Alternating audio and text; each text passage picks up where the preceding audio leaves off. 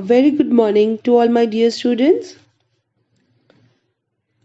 As you all know, we have started lesson number 4, nutrition in living organism, right? And in our previous video, we have learned nutrition in plants.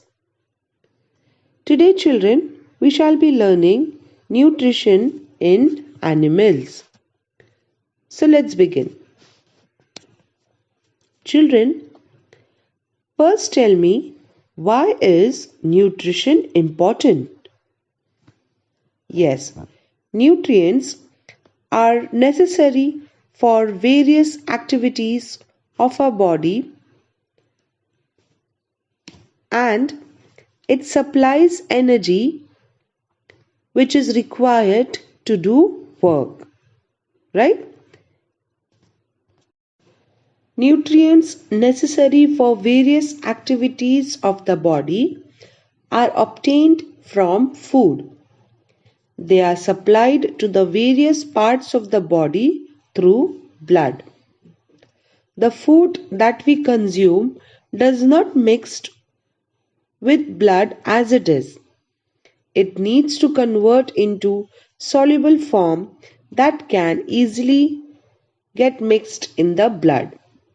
So, nutrients are important to supply the energy required to do work. It is also very important in the growth and development of the body. And nutrition also helps to fight diseases. Understood, children, the importance of nutrients?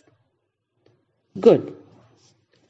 Children, nutrition in animal is of heterotrophic nutrition, and it is classified into 3: holozoic nutrition, saprozoic nutrition, and parasitic nutrition.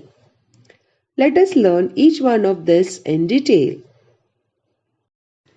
Children, nutrition in animals involves various steps from ingestion to egestion. So, the various steps in nutrition are: the first one, ingestion. That means taking in food. Food which is taken into the body is ingestion.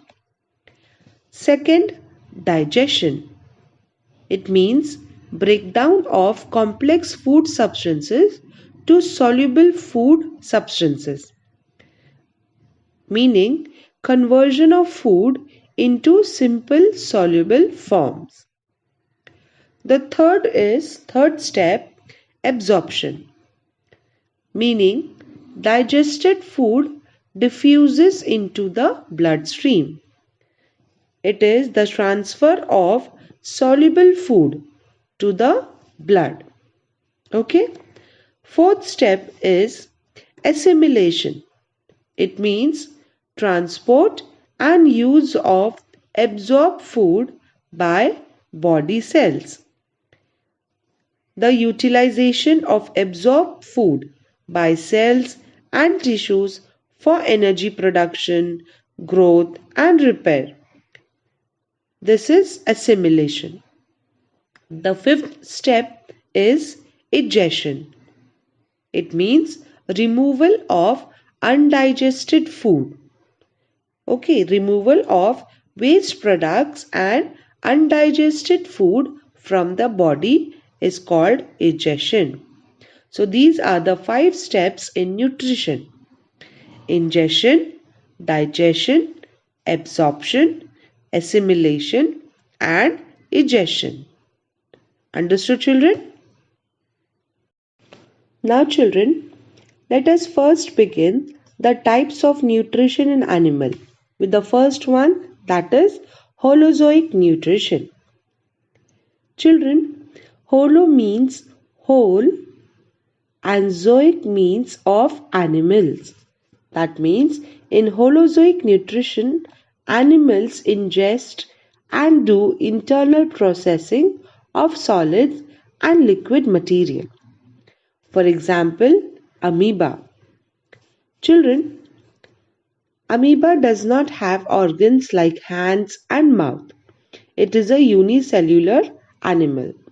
So, it can take in food through any part of the surface of its unicellular body.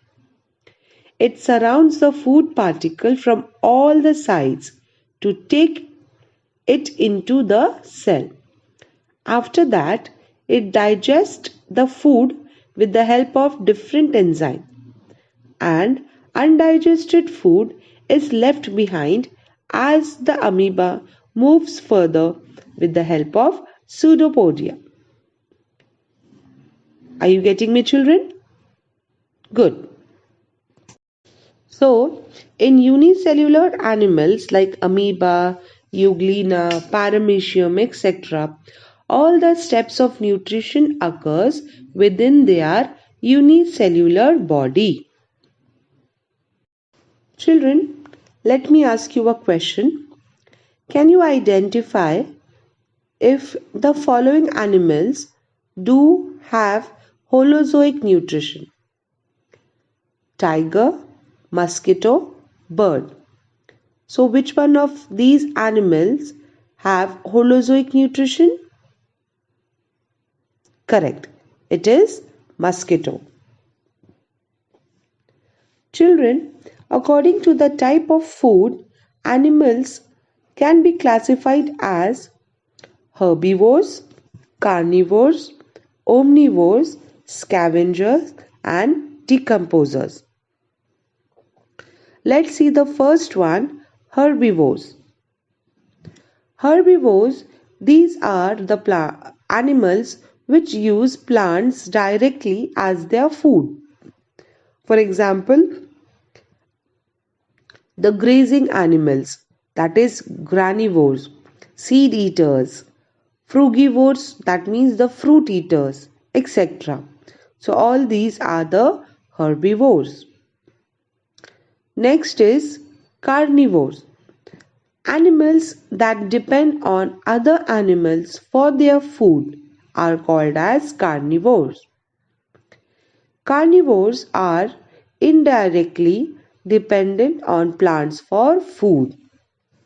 For example, examples are the animals that feed on herbivores, that is the predators. Animals that feed on insects, that is insectivores. Are you getting me, children? Good. The next third one is omnivores. Animals that obtain their food from both plants and animals are called as omnivorous animals. Examples are monkey, chimpanzees, humans, etc. Some of the organisms around us perform the function of cleaning and conserving the environment by the very act of feeding themselves. They are called the scavengers and decomposers. Scavengers obtain their food from dead bodies of animals. For example, vultures, crow, hyena, etc. And decomposers are some microbes which obtain their food by decomposing the dead bodies of organisms or other material. I hope you understood this classification of animals according to the type of food. Good. The next type of nutrition is saprozoic nutrition. In saprozoic nutrition, animals absorb liquid material from dead matter. Sapro means dead matter. Okay? So children, some insects, unicellular animals, etc., they obtain the nutrients by absorbing the liquid organic material from the dead bodies of other animals or from the environment. So this is the saprozoic nutrition. For example, houseflies, ants, spiders, etc. Understood? The next type is parasitic nutrition. In parasitic nutrition, animals lives on a host animal and derives its food from the host. Some animals depend upon other animals for food. They can obtain the food only from animals on whom they are dependent.